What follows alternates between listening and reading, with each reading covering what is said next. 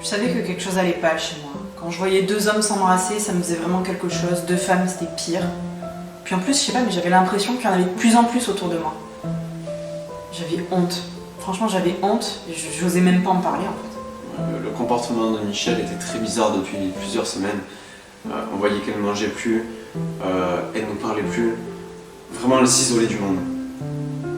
Et puis un jour, j'ai vu une émission avec des gens comme moi qui sont venus témoigner.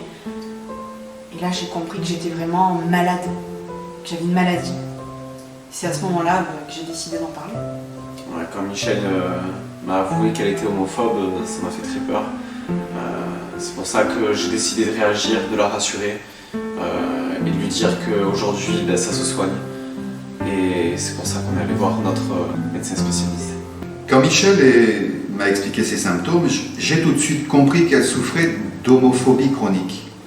Je lui ai donc prescrit Homophobiol, qui est un médicament qui se présente sous la forme de pastilles à sucer, sans mauvais jeu de mots.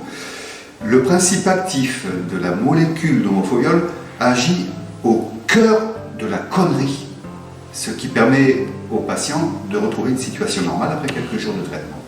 Je recommande vraiment Homophobiol aux personnes qui souffrent d'homophobie chronique. Et si vraiment vous n'avez pas envie de prendre des médicaments chimiques, il y a quelque chose de beaucoup plus puissant qui peut vous aider. C'est l'ouverture d'esprit.